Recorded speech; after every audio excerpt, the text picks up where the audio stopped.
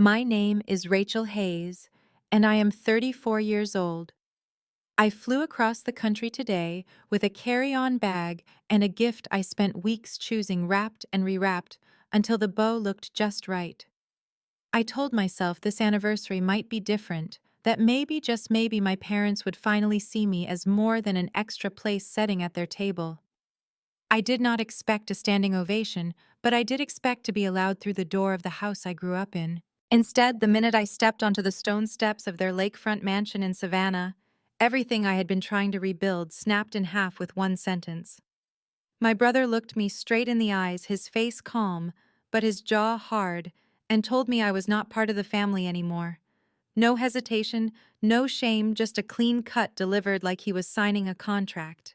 And behind him, the two people who raised me stood under the porch lanterns with their practiced host smiles, turned off arms folded, saying nothing at all.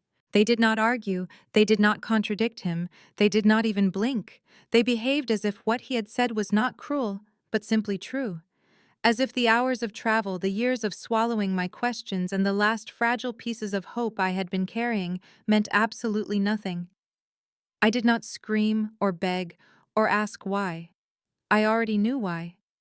It was written across their faces in a language I had been learning my entire life.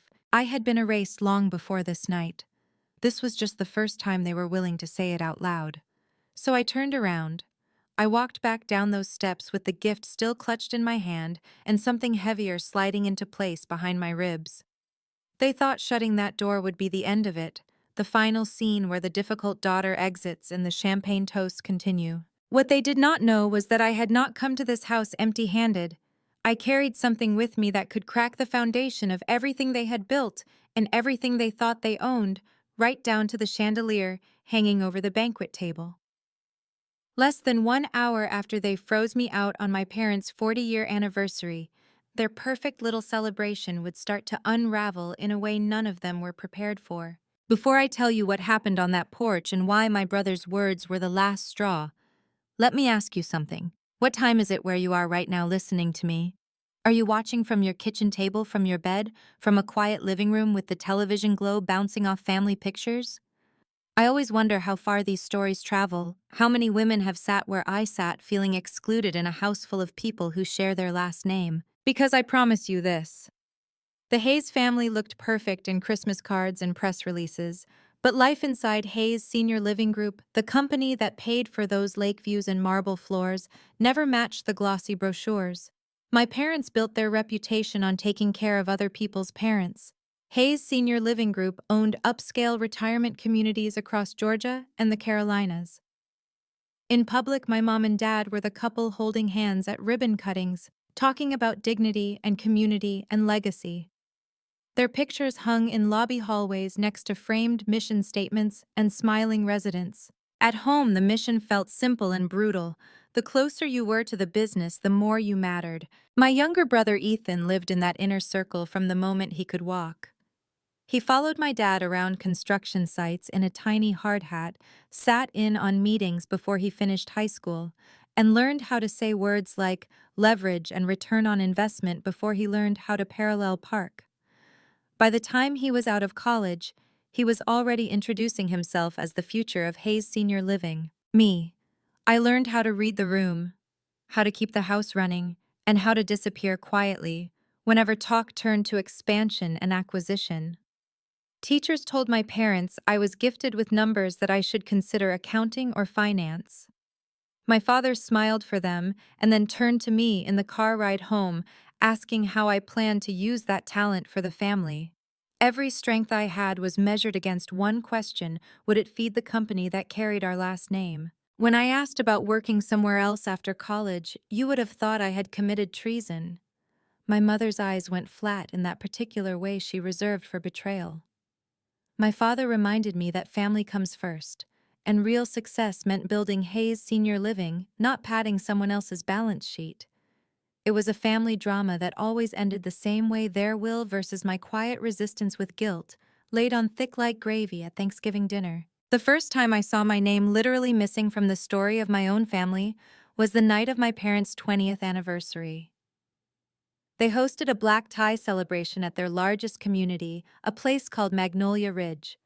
There were strings of lights, a jazz trio, and reporters from the local paper.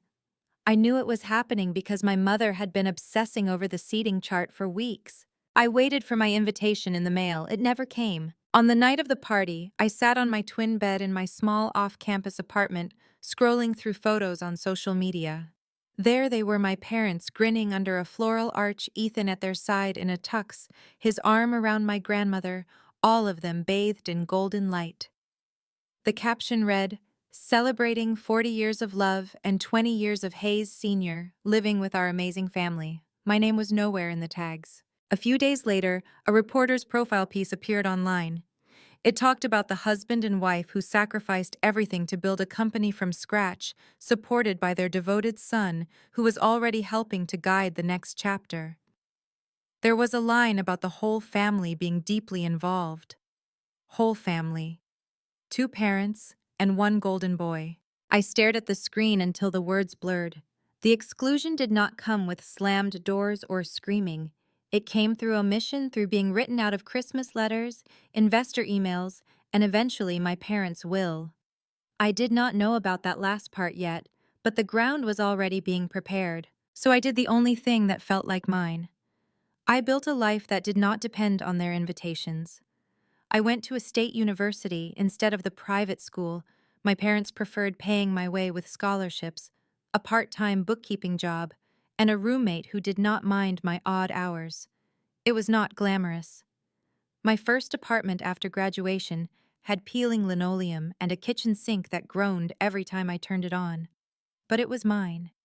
No one could pull a rug out from under me if they did not help lay it down. I sat for the certified public accountant exam while working full-time for a small firm that handled local businesses. I passed each section on the first attempt. I wanted to call my dad when the last score posted just to hear something that sounded like pride.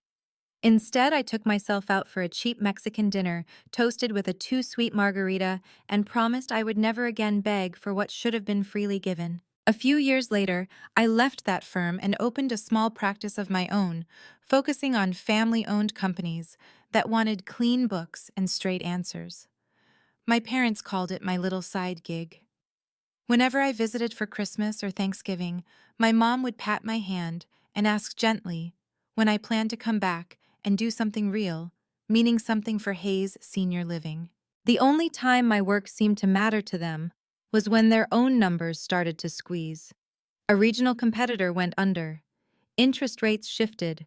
State regulations tightened. Cash flow at Hayes Senior Living grew lumpy and uneven. Their longtime controller retired abruptly after some kind of disagreement my parents would not talk about. That was when my father called me one Tuesday morning. He skipped pleasantries. He always did when he wanted something. "Your mother and I need help," he said. "Just for a short stretch. We are restructuring the finance team, and this is a chance for you to finally step into the business in a meaningful way." I hesitated.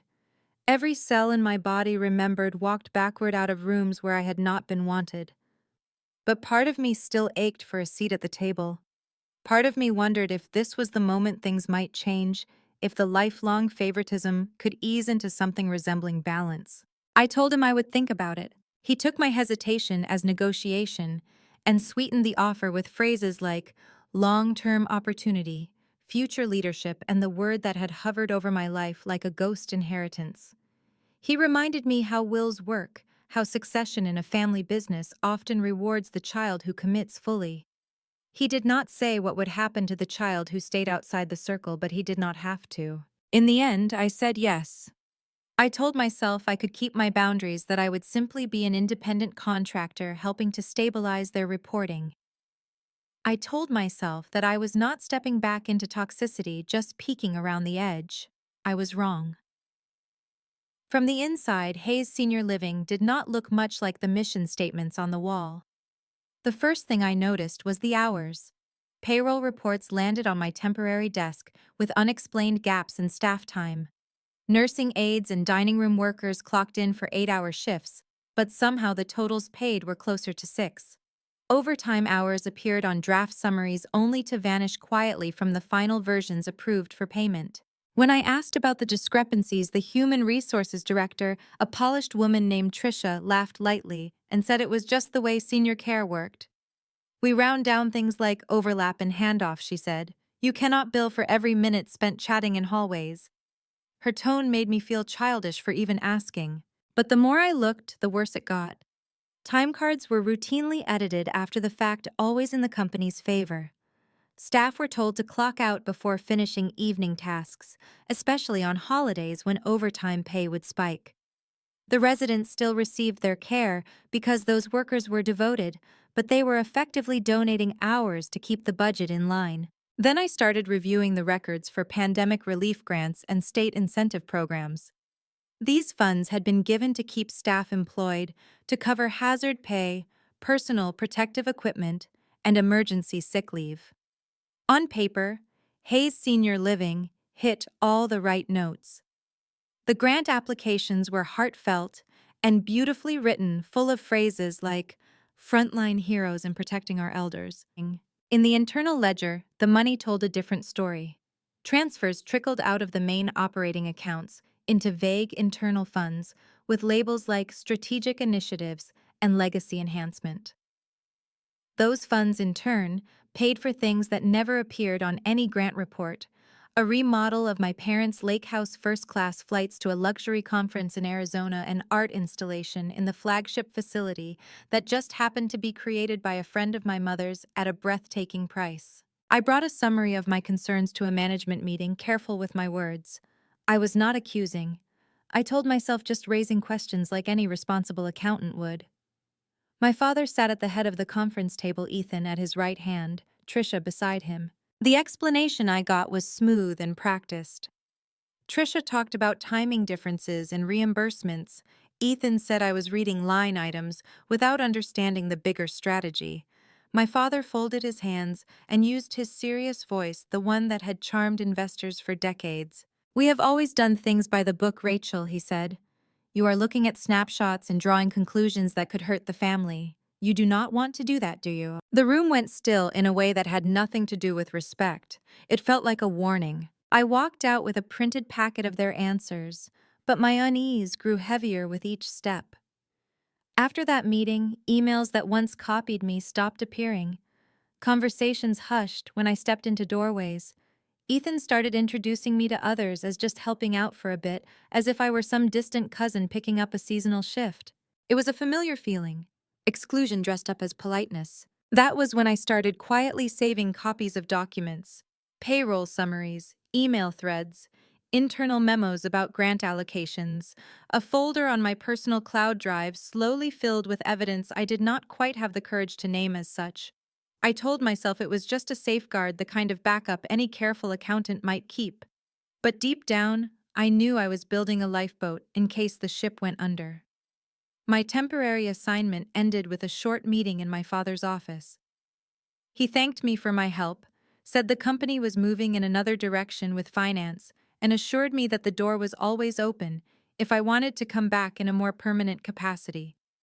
His tone suggested that the problem had been my reluctance, not their discomfort with my questions. I walked out of Hayes Senior Living with a cardboard box holding a framed degree, a plant with drooping leaves, and a memory stick tucked into my pocket that felt heavier than all of it. Back at my small office in Atlanta, my regular clients welcomed me as if I had never left. They asked hard questions about their numbers and listened carefully when I gave them answers that were not always easy to hear. They paid on time. They thanked me. It was quiet, honest work. A few days later, an envelope arrived in my mail, thick cream colored with my parents' address embossed on the back flap in gold. I hesitated before opening it. Inside was an invitation with raised lettering and a photo of my parents taken at the lake house, my mother's head tipped back in laughter, my father looking 10 years younger than his actual age. "You are cordially invited." It began to celebrate Charles and Elaine Hayes and 40 years of marriage and legacy. The venue was the lake house, the date circled in my mind as easily as if my mother had carved it into the kitchen table. There was a line near the bottom about honoring the family that built Hayes Senior Living. For a long moment I just stared at those words. Attending meant walking back into a world where I had always been the spare chair. Not attending meant confirming everything they already believed about me, that I was ungrateful, disloyal, too stubborn to appreciate what had been built for me. I tried to talk it over with my best friend, a woman named Valerie, who had seen every chapter of this family drama from the sidelines. She listened to me ramble about injustice and revenge and the haunting fear of dying with my parents still believing their version of me. "What is it you really want, Rach?" she asked finally. "An apology. A share of the inheritance, for them to look at you and finally see you." I did not answer right away. The truth was complicated. I wanted my parents to face what they had done to their workers and to me. I wanted them to feel small just for a moment the way I had felt standing outside their celebrations for years. But beneath all that, I wanted peace. I wanted to stop replaying scenes where I was excluded from Christmas photos or crossed out of imaginary wills. In the end, I booked a flight. I told myself I was going to keep the peace to show I was not the villain they had cast me as in their private script. But there was another piece of me, quieter and sharper, that wondered if this anniversary might become something else entirely. The morning of the trip, I packed with the kind of meticulous focus I used when balancing tricky accounts. One simple dress, neutral, heels, a cardigan, in case the air conditioning in the lake house ballroom ran cold. I wrapped the gift again, even though I had already done it twice the night before. It was a framed photo of my parents taken on their wedding day, restored from an old negative I found in a box in the attic years ago. My flight left from Hartsfield-Jackson just after sunrise. The airport hum soothed me more than it should have. There is something anonymous about being one body in a river of travelers. No one there cared if I was the disappointment of the Hayes family. I was just another woman with a rolling suitcase and a paper cup of coffee. On the plane, I stared out the window as the Georgia clay shrank beneath us. My brain replayed old scenes out of order like some messy family montage. My 16th birthday, when my parents forgot to show up to the small party my friends threw because a last-minute investors' dinner ran long. The Thanksgiving dinner where my grandmother pulled me aside and pressed a check into my palm, whispering that I should always have something of my own in case the will gets ugly. Karma, I thought, has a long memory, but so do daughters. When the plane landed in Savannah, the air felt warm and thick, even in the late afternoon. I grabbed my bag from the carousel, clutching the gift against my side like a shield. A short rideshare drive later, I was sitting in the back seat watching Spanish moss sway over quiet streets, the city sliding slowly into big houses and private docks. My parents' lake house rose in front of us, all white siding and wide porches, the kind of place that photographs well from every angle. Strings of lights had been hung along the railings. Cars lined the long driveway. Through the wide front windows, I could see people moving inside glasses flashing under the chandeliers. I paid the driver, stepped out, and smoothed my dress. My hands were sweating around the carefully wrapped frame. I walked up the stone path, heart pounding a little harder with each step, rehearsing possible greetings in my head. I never made it past the front door. When I reached the top step, the heavy wooden door swung open. For a split second, I thought it might be my mother, her face flushed with excitement. Instead, Ethan stepped out. He wore a dark suit tailored to perfection, a silver tie clip catching the porch light. He looked every inch the heir apparent. He did not smile. "What are you doing here, Rachel?" he asked. His voice was low, but the words carried enough force to stop me cold. "I was invited," I said, lifting the envelope as if it were proof. My voice sounded small even to me. He glanced at the invitation, then at me. Something like pity flickered across his face and vanished. That was before he said, "Things have changed." Behind him, my parents appeared in the foyer. My mother's dress shimmered under the chandelier. My father's hand rested lightly at the small of her back, the picture of marital devotion. They did not move closer. They did not call my name. They simply watched. "You made choices," Ethan continued. "About the company. About the way you talk to people outside the family. We cannot risk you making a scene tonight." I felt my fingers dig into the edge of the gift box. "I have not said anything to anyone," I replied. It was technically true. I had not yet. He shrugged. "You have been asking questions that make us look bad. That is enough. Mom and Dad agree it is better if you leave. We cannot have negative energy at a celebration of their legacy." The word legacy caught me like a punch. I looked past him at my parents. My mother's eyes were shiny, but she did not protest. My father's jaw was clenched. Neither of them said wait or she stays. No one stepped between us. For a few long seconds, the four of us hung there in a silent tableau, the prodigal daughter on the porch, the golden sun blocking the doorway, the parents choosing with their silence. Then something inside me went very still. I realized then that I could not force a place for myself at a table where the settings had already been counted and my chair had been quietly removed. "All right," I said. My voice sounded oddly calm. "If that is how you want it." I did not cry. I did not argue. I stepped back slowly, turned around, and walked down the steps, the gift box still pressed to my chest. Behind me, the door closed with a soft finality. They thought that would be the last chapter of our family drama. They thought the excluded daughter would drift back to her small life empty-handed and humiliated. They did not know that the folder on my cloud drive was heavier than any wrapped frame. I did not have a plan when I left the lake house. My feet simply carried me away from the glow of the porch lights down the long driveway, past shiny cars and valets in black suits. I walked until the sounds of laughter blurred into a dull hum behind me. At the end of the lane, there was a small strip of shops near the water, mostly closed for the evening, except for a coffee shop with a warm yellow glow in its front window. The sign on the door said they would close in 30 minutes. I went in anyway.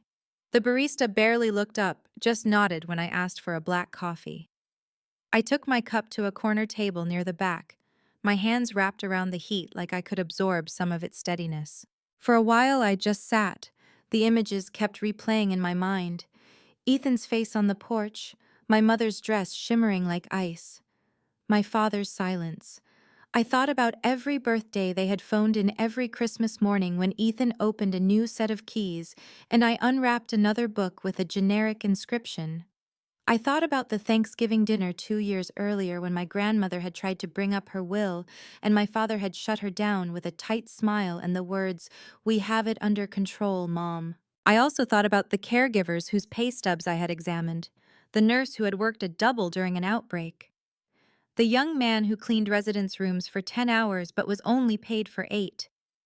The single mother who cried quietly in a break room because she could not afford Christmas presents, even while my parents installed a new chandelier in the Magnolia Ridge lobby to make families feel special. Revenge is a sharp word. It tastes metallic on the tongue.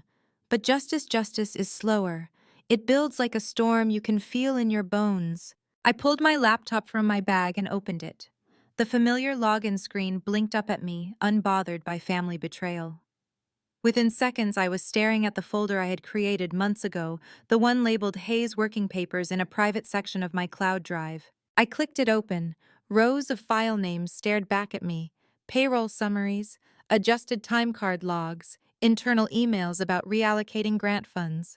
A spreadsheet where Tricia had tracked efficiency savings, each line labeled with a facility name and a dollar amount saved by trimming paid hours. There was a tab labeled Strategic where large transfers from relief funds landed before flowing into capital improvements that just happened to benefit my parents' personal property. My breath slowed as I scrolled. I was not searching for certainty. I already had that. I was searching for what to do next. A name floated up from a half-remembered news article I had read months earlier. Kendra Lee, an investigative reporter based in Atlanta, who had written a detailed piece about misuse of pandemic relief money by a chain of clinics. I remembered how thorough her reporting had been, how she had broken down complex accounting into language that regular people could understand while still respecting the weight of the facts. I found her email address on the website of the local paper. For a moment, my fingers hovered over the keyboard. My family's faces flashed in my mind again, not as they had looked on the porch, but in older memories. My father carrying me on his shoulders through a 4th of July parade. My mother tucking me in on Christmas Eve. Ethan and I building forts out of couch cushions before the business swallowed him whole. A part of me wanted to close the laptop and walk away. Another part, the part that had sat with crying caregivers and watched my hourly clients cling to every cent refused. I started typing. I told Kendra who I was and what I had seen. I attached a handful of documents, the time card edits, emails, explicitly discussing how to route relief funds through side accounts memos where executives joked about free government money fixing our docks. I did not add drama. I did not tell her about being turned away at the lake house. I stuck to numbers and dates and patterns. When I hit send, my hands were shaking a little. Not from fear exactly, but from the certainty that I had just crossed a line there was no coming back from. I did not expect a response that night. Reporters get hundreds of emails from people with grievances, but within 10 minutes my phone buzzed, a new message from Kendra. Her reply was short and steady. She thanked me for reaching out, confirmed she had received the files, and asked if I would be willing to talk briefly by phone so she could verify my identity and clarify a few things. I stepped outside into the cool night air before I called. Her voice was calm, almost gentle but precise. She asked about my role at Hayes Senior Living, how I had access to the records, whether I had reason to believe the documents were authentic and unaltered. She did not pry into my personal drama, though I could hear in her pauses that she knew there was more beneath the surface. When we hung up, she said one thing that settled deep into my chest. "These patterns are serious, Rachel," she said. "If what you have shared holds up when I cross-check it, there will be consequences. Are you prepared for that?" I did not say I was ready. I just said I was done being quiet. Inside the lake house, the anniversary party had hit its stride. I was not there, of course, but I had been to enough Hayes events to know how the script ran. The jazz combo would be playing something soft and nostalgic. Guests would drift between the catered buffet and the bar, pausing to admire framed photos of my parents' life together. At some point, my father would tap his glass call for attention and launch into a speech about family and legacy and the importance of caring for our elders. Guests would nod, dab at their eyes, and tell him afterward how inspiring he was. Ethan would stand at his side, ready to take over the mic with a polished story about growing up in the shadow of greatness and being proud to carry the torch. My mother would float between conversations like a queen at her coronation. That was the scene I pictured in my mind as I sat on a bench outside the coffee shop, phone still warm in my hand from talking to Kendra. What I did not picture clearly enough was how fast news travels in the age of push notifications. It started with one guest standing near the bar reaching for his phone to silence an alert. His eyes flicked to the screen, skimmed a headline, then snapped back for a longer read. The headline was not sensational. That was what made it worse. Simple, direct. Senior living chain accused of misusing relief funds and withholding wages, documents show. Screenshots would later show my parents' company name in big bold letters just below. Within minutes, more phones lit up.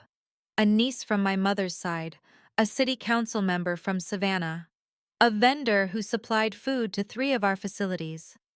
Each saw the headline and opened the story, drawn first by curiosity, then by alarm as they read through line after line of carefully presented evidence. Kendra's article did not just describe wrongdoing, it showed it.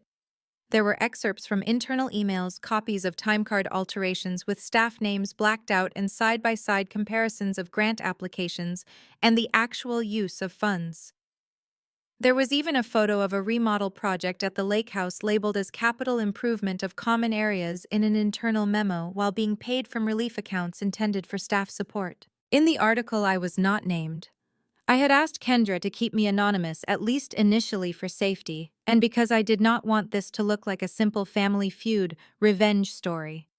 She agreed, referring only to a former staff accountant with direct access to internal records. But for those in the lake house who knew the business intimately, connecting the dots would not be hard. As the article spread through the room, conversation shifted. Laughter thinned. People who had been swapping funny stories about aging parents now stood in small huddles, phones held between them like miniature televisions, broadcasting a different kind of drama. Near the bar, the regional director from the state's Department of Health read the article twice, his face tightening with each paragraph.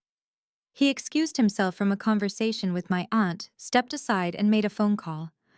The words, "We have a problem," were the only ones anyone nearby caught clearly. By the time my father raised his glass to speak, the energy in the room had changed. Instead of warm anticipation, the eyes facing him were wary, curious, some openly skeptical. A few guests at the back of the room did not even turn toward him. They were still staring at their screens. He launched into his usual script anyway. That was always his instinct control the narrative. He talked about starting Hayes Senior Living from nothing, about visiting nursing homes with peeling paint, and vowing never to let his own parents spend their last days in a place like that. He praised my mother's sacrifices, Ethan's leadership, the way the company had navigated the pandemic without a single layoff. The word layoff hung in the air like a bad joke. A server near the chandeliers bit her lip knowing how many hours she and her coworkers had lost to efficiency cuts. Halfway through the speech, an older man in a gray suit raised his hand. It was a city councilman whose district included one of our largest facilities. Charles, he called out, his voice carrying in the sudden quiet. Have you seen the article that just went live? Silence, then a low ripple of murmur. My father's smile faltered. I am not sure what you mean, he replied, though I know that by then someone had already texted Ethan a link. It is about Hayes Sr. Living, the councilman said, holding up his phone. There are serious allegations about misuse of federal relief funds and wage theft. It is from the Journal. They have internal documents, pretty detailed ones. In the back of the room, Trisha's face went pale. Ethan checked his phone, his thumbs flying over the screen. My mother's hand tightened on the stem of her glass. At almost the same moment, two people stepped through the front door. They wore plain business attire and badges clipped to their jackets. They introduced themselves quietly to the event planner and asked to speak with someone from the company's executive team. The music did not stop immediately, neither did the party, but the mood shifted from celebration to something brittle and fragile. Guests began to murmur about investigations, audits, and what it would mean if the allegations were true. Some slid their car keys from their pockets and slipped out early, waving vague goodbyes. Others stayed watching the unfolding scene like witnesses at a slow-motion car wreck. Back on my bench outside the coffee shop, I knew none of the specific details yet. I would not see the full ripple effect until later. But I felt something in my body uncoil, not out of joy exactly, but out of relief. For once, the truth was not locked inside my head or confined to private spreadsheets. For once, the weight of what my family had done did not belong only to me. The next morning, the sun came through my bedroom window as if nothing had changed. Outside, birds shouted at each other the way they always did. Somewhere down the hall, a neighbor's television murmured a morning show. On my phone, everything was different. There were messages from Valerie, from clients, from an old college professor who had seen my last name in Kendra's article and written to say he was thinking of me. There were headlines stacked one on top of the other, each a variation of the same story. Some national outlets had picked it up already, folding it into broader conversations about corporate greed and pandemic relief abuses. One site used the phrase family drama in their headline. Another talked about karma catching up to a beloved senior living brand. Revenge and justice. The words mingled together in comment sections where people shared their own stories of being excluded, underpaid, or gaslit by parents who treated businesses like altars. I poured myself coffee and sat at my small kitchen table, scrolling through the coverage with a strange calm. I did not feel triumphant. Mostly I felt tired. Tired in the way you feel after carrying heavy boxes up a long staircase alone and finally setting them down. Around mid-morning, there was a knock at my door. Not a neighbor's tap, not a delivery driver's quick rap. This was firm, deliberate. I set my mug down and opened it. My parents stood on the other side, flanked by Ethan. They looked smaller than they had on the lake house porch. My mother's hair was pulled back into a low ponytail instead of its usual blowout. My father's tie was crooked. Ethan's eyes were bloodshot, as if he had not slept. I stepped back, not inviting them in so much as making room. They entered anyway, moving into my living room like a single unit, standing close together in front of my sofa. They did not sit back. It was as if they needed to be ready to run. No one spoke for a moment. The tension was thick enough to chew. My father cleared his throat first. There has been a situation, he began, as if I had not read every word. Some malicious allegations. Someone must have shared internal documents with the press. His gaze searched my face, looking for guilt. Or maybe looking for a denial he could use later. My mother jumped in. Rachel, sweetheart, she said, the endearment sounding brittle. We are under a lot of pressure right now. Contracts are being frozen. The state is asking questions. This could destroy everything we have built. Destroy everything we have built. Not hurt the caregivers. Not betray the residents' trust. Destroy the empire. Ethan's jaw worked like he was chewing rocks. If you did this, he said quietly, you need to fix it. I let the words settle between us before I answered. I did not write the emails I said. I did not edit the time cards. I did not route relief funds through side accounts. I simply refused to pretend I did not see what was right in front of me. My father's face tightened. You are overdramatic, he snapped. Every company makes adjustments. We have always been good to our staff. Those people have jobs because of us. I thought of a night when a nurse told me how she paid for her own protective masks because the ones at work were too precious to use. I thought of the staff member whose hours were cut just before Christmas, right after my parents upgraded their boat.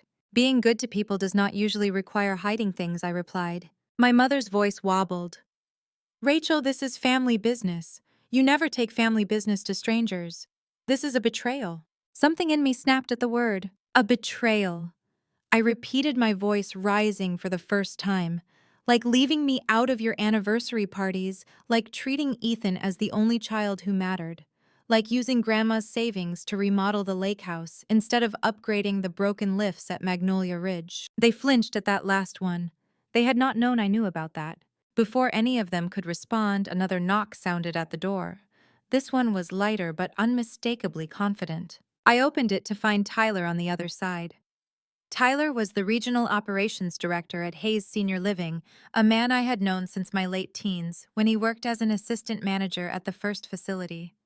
He had always struck me as decent, trapped between loyalty and discomfort. He looked different now, not in his clothes or his hair, but in his eyes. There was a steadiness there I had not seen before. Rachel, he said, can I come in? Behind me, my father bristled. We are in the middle of a private family conversation, he objected. Tyler glanced past me at my parents, then back to me. This concerns Rachel and me, he said evenly, and the company. I stepped aside. Tyler walked in and closed the door gently behind him. He took a position slightly to my left, not quite at my side, but close enough to make an invisible line across the room. He took a breath. I spoke with the investigators this morning, he said. They asked about internal practices, about how hours were recorded and how relief funds were used. Ethan's face flushed. You did not have to talk to them, he snapped. You could have asked for counsel. You could have waited for us to coordinate a response. I could have, Tyler said. But I have watched caregivers cry over short paychecks while executive bonuses kept growing. I have watched facilities skip safety upgrades because the numbers are tight, only to see new granite countertops appear at the lake house. I have been silent a long time. That is on me. I will not be silent anymore. He turned to look at me fully then. I also told them, he continued, that the only person who ever consistently raised concerns about the numbers was Rachel, and that when she did, she was pushed out. The room went very quiet. My father looked like he had been slapped. My mother's eyes filled with tears that looked less like grief and more like panic. Ethan's nostrils flared. You are choosing her over us, my mother whispered. Tyler shook his head. I am choosing the truth, he said, and my own conscience. I am resigning from Hayes Senior Living, effective today. I will stay long enough to help the state investigators find what they need. Then I am done. For the first time since they had arrived, I saw something crack in my father's face that looked like real fear. Not fear of regulators or bad press, fear of losing control. Of watching his carefully constructed narrative crumble in front of him, not because of an outsider, but because people inside the walls refused to keep holding up the facade. They left soon after that. There were no slammed doors, no dramatic curses, just my father's tight nod. My mother's whispered, we are not finished, and Ethan's final glare full of hatred and something that looked suspiciously like hurt. When the door clicked shut behind them, the apartment felt strangely quiet. Tyler stayed standing awkwardly near my bookshelf. I am sorry it had to be this way, he said softly. Me too, I answered. And I meant it. But I was not sorry for the line I had crossed. The months that followed moved both faster and slower than I expected. On the one hand, the news cycle burned hot for a few weeks, and then, as always, shifted to other scandals. On the other hand, the state investigations moved with measured persistence, pressing deeper into records interviewing staff, residents, families, and executives. Regulatory agencies released findings that used careful, devastating language. They confirmed patterns of wage suppression and misapplied relief funds. Penalties were announced, some financial, some structural. Hayes Senior Living was ordered to repay a staggering sum, denied access to certain contracts, and placed under long-term monitoring. The company did not collapse overnight. These things rarely do. Instead, it shrank. Properties were sold, starting with the lake house used as a corporate retreat that had become too public, a symbol of excess. A luxury assisted living complex in Charlotte followed. Each sale chipped away at the empire my parents had spent decades building and worshipping. Investors who once fought for a seat at the table backed away quietly. Vendors reconsidered contracts. Families choosing retirement communities for their loved ones looked elsewhere, haunted by headlines about hidden truth and toxic leadership. Inside the company, some people left in anger, convinced they were victims of a smear campaign. Others left in relief, grateful to be free from the pressure of keeping up appearances. Still others stayed determined to rebuild something more honest from the ruins. Monica, a payroll supervisor who had once dropped a thick stack of time cards on my desk, with a look that said more than her words, emerged as a key witness. She provided investigators with detailed explanations of how time was shaved and how staff who questioned it were subtly punished with bad shifts. Her testimony did not drip with bitterness. It was steady, sad, full of the kind of tired integrity that comes from watching injustice for too long. My parents stepped down from daily operations under the euphemistic banner of retirement. Ethan tried to hold on as president, but the board, fearing further damage, eventually forced him to resign as well. There were lawsuits, settlements, long legal phrases about restitution and oversight. I stayed mostly out of the public eye, cooperating with investigators when needed but declining interview requests. I let Kendra's article and the official reports carry the narrative. Meanwhile, my own life shifted in quieter ways. Clients impressed by my role in exposing misconduct referred friends to my practice. I hired an assistant, then another. I moved my office out of the cramped shared space I had been using and into a modest but bright suite with windows overlooking a small park. I started specializing in cleaning up messy books for family businesses that actually wanted a fresh start, not just a prettier story. I slept better. Not every night. There were dreams where my father looked at me with disgust, where Ethan stood on that porch again, where my mother wept and begged me to take everything back. But those dreams spaced themselves out as time went on. In their place came mornings where I woke up with a simple sense of alignment. My life might be smaller than the empire my family once commanded, but it fit me. It was mine. The strangest shift came not in a courtroom or a board meeting, but in the quiet of my inbox one Tuesday evening, about 6 months after the first article. I was finishing up a quarterly report when a new message from an unfamiliar address popped up. The subject line held only my name. Inside the email was short. It was from my mother. She asked if we could meet. No justifications, no guilt. Just a place and a time, a small public park between my office and theirs late afternoon. I stared at the screen for a long time. Part of me wanted to delete it. Another part, the part that still remembered being tucked into bed with soft hands and kissed foreheads, could not. I replied with a single word. Yes. The park was half full when I arrived. Children shrieked near the swings. A dog chased a ball across sun-streaked grass. People sat on benches, scrolling through their phones, living lives that had nothing to do with inheritance or wills or revenge. My parents and Ethan stood near a wooden picnic table under a large oak tree. They were not dressed for a board meeting or a gala. My father wore jeans and a polo, my mother a simple blouse and flats. Ethan's shirt was wrinkled. If I had passed them on the street, I might not have recognized them as the polished couple from glossy brochures. I stopped a few feet away. "Thank you for coming," my mother said. Her voice was soft, without its usual edge of command. I nodded. "You asked to talk," I said, "so talk." For once my father did not lead, my mother did. "We have spent our whole lives telling ourselves a story," she began. "That we were building something good, that any corners we cut were justified because the overall mission was noble. We use that story to excuse a lot. Not just in business. With you, too. Her hands twisted in front of her bare now of the heavy jewelry she used to wear. We treated Ethan as the heir, and you as extra, she continued. Someone who would be fine on her own. We told ourselves you did not need us, so it was fine to focus on him. We made your worth conditional on joining the company, on staying inside our idea of legacy. My father took a breath and forced himself to speak. When the investigations began, he said I wanted to blame you. It was easier than looking at the mirror they held up to us. But as the months have gone on, as we have listened to staff and residents and regulators, it has been harder to pretend we are the victims here. He looked older than I remembered, the lines around his mouth deeper. His proud shoulders slightly slumped. Monica told us about the Christmas she had to choose between paying her power bill and buying her children gifts, he said quietly. We gave bonuses that year, to ourselves. His voice cracked on the last word. Ethan spoke last. His usual confidence was gone. I grew up being told the company was mine, he said. Every success was credited to me. Every criticism was softened. When you asked hard questions, I saw them as attacks, not warnings. I weaponized the words loyalty and family. I threw you out of that party like you were the problem. He swallowed, looking down at his hands. I was wrong, he said simply. We were wrong. Silence stretched between us. But it was different this time. Less like a wall, more like a space waiting to see what would be built there, if anything. We are not here to beg you to fix anything, my mother said. It is too late for that. The regulators will do what they do. The company will either survive in some smaller, more honest form, or it will not.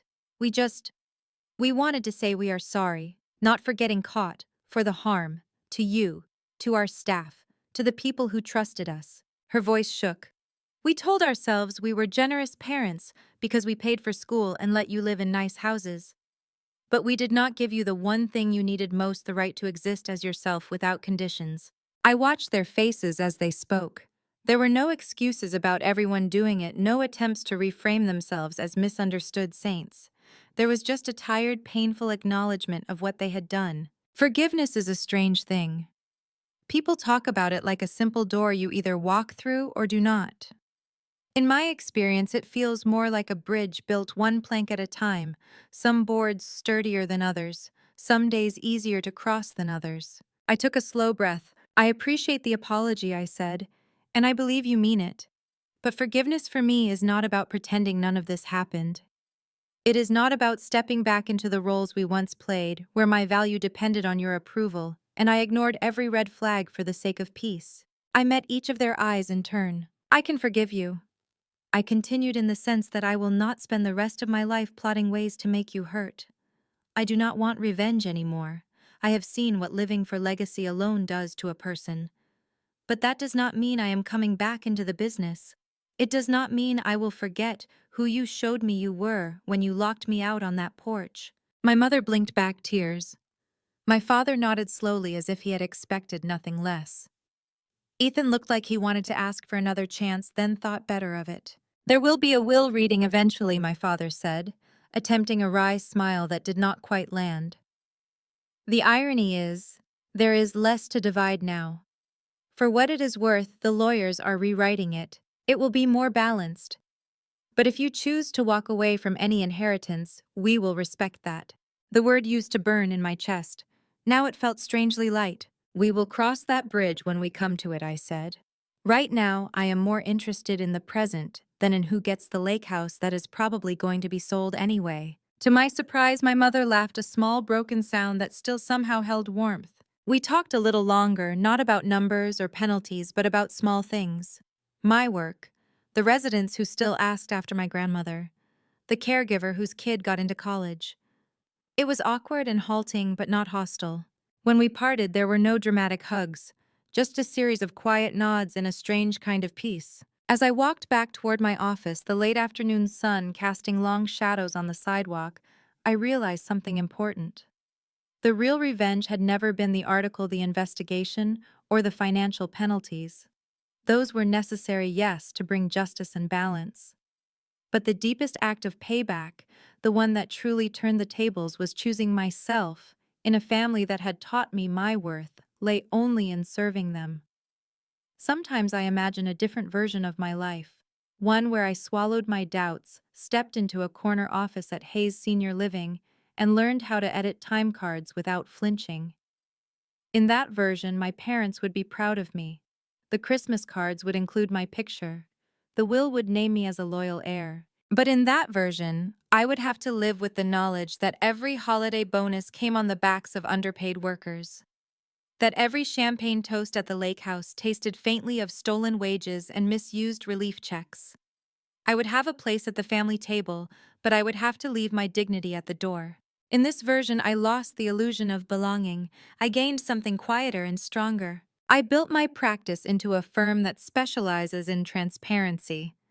My clients know from the start that I do not play games with numbers.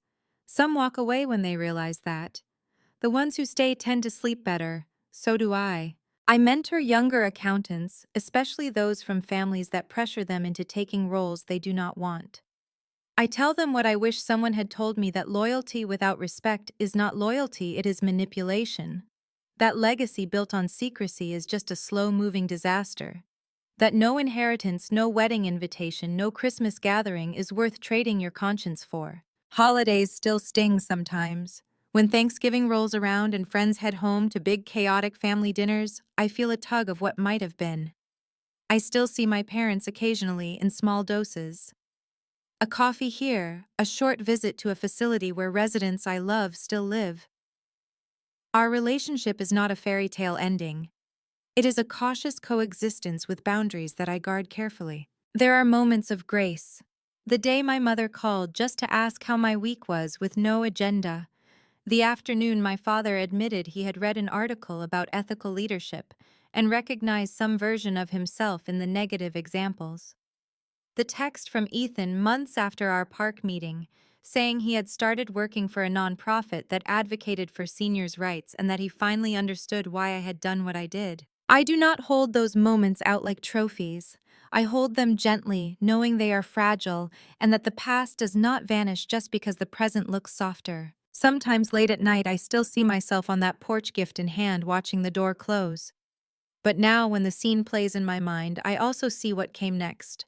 Me on that bench, laptop open, choosing truth over silence. Me sitting at my kitchen table as headlines shifted the power balance. Me walking through the park toward a difficult conversation with my parents, not to destroy them, but to break the hold their approval had on my sense of self. If you have stayed with me through this whole story, thank you. I know it is a lot. Family drama, betrayal, secrets, revenge, inheritance. Wills, all the messy parts of life we sometimes only talk about in whispers. Maybe you saw a piece of your own family in mine. Maybe you have sat at a Thanksgiving dinner feeling invisible, or watched a sibling soak up all the praise while you did the behind-the-scenes work. Maybe you have been cut out of a wedding, a will, a Christmas invitation, and told it was your fault for not being loyal enough. Here is what I want you to take from all of this. Your worth is not defined by the seat they do or do not save for you at the table.